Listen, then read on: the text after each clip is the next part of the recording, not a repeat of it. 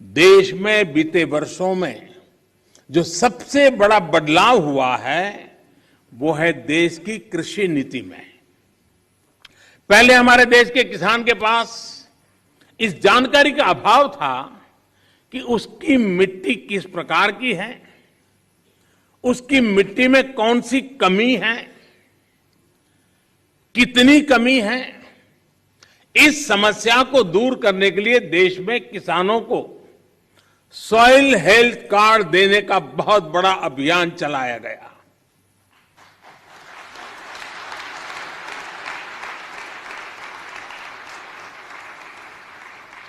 अगर हम किसी को मनुष्य को हेल्थ कार्ड दें ना तो भी अखबार में हेडलाइन बन जाएगी कि मोदी सरकार ने कुछ अच्छा काम किया। ये देश ऐसा है जो सॉइल हेल्थ कार्ड दे रहा है, लेकिन मीडिया की नजर अभी कम है।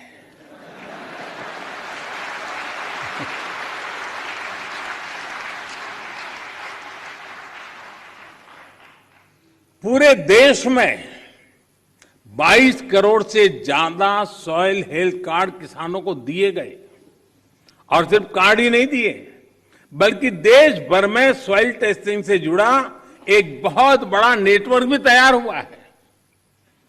आज देश के करोड़ों किसान सॉइल हेल्थ कार्ड से मिली जानकारी के आधार पर फर्टिलाइजर्स और माइक्रो न्यूट्रिएंट्स का उपयोग कर रहे हैं। इससे किसानों को लागत में 8 से 10% की बचत हुई है और उपज में 5 से 6% की बढ़ोतरी देखी गई है। यानी जब मिट्टी स्वस्थ हो रही है, तो उत्पाद भी बढ़ रहा है। मिट्टी को लाभ पहुंचाने में यूरिया की 100% नीम कोटिंग ने भी बहुत फायदा पहुंचाया है।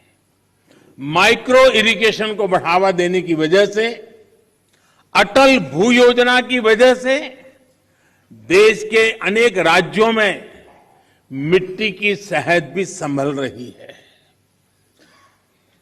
कभी कभी कुछ चीजें, अब मान लीजिए कोई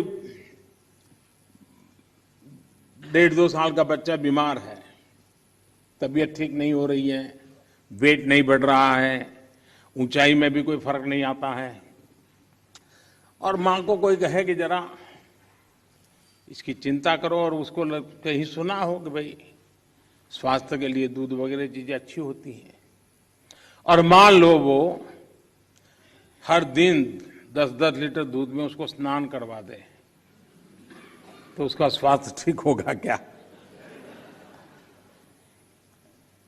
लेकिन अगर कोई समझदार मां एक चम्मच थोड़ा सा दूध उसको पिलाती जाए, दिन में 2 बार, 5 बार, 7 बार, एक चम्मच, तो धीरे धीरे फर्क नजर आएगा।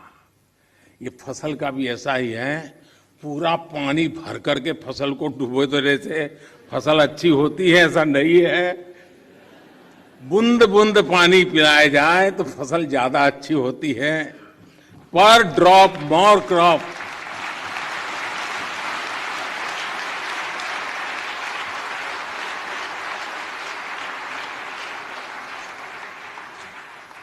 अनपढ़ मां भी अपने बच्चे को 10 लीटर दूध से नहलाती नहीं है, लेकिन पढ़े लिखे हम लोग पूरा खेत पानी से भर देते हैं। खैर, इन सारी चीजों में बदलाव लाने के लिए कोशिश करते रहना है।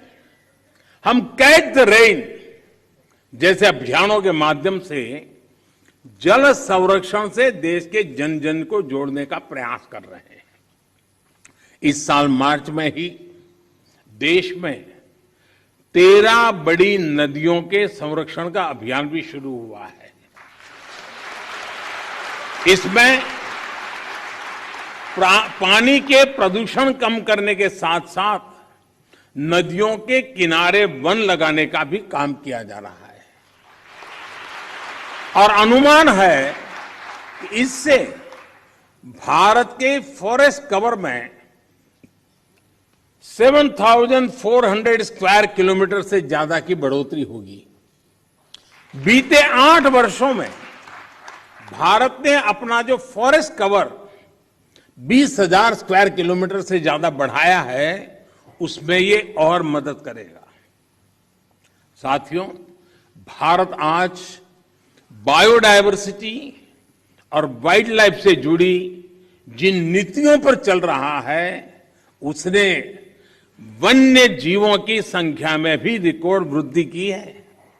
आज चाहे टाइगर हो, लायन हो, लेपर्ड हो या फिर एलिफेंट, सभी की संख्या देश में बढ़ रही है।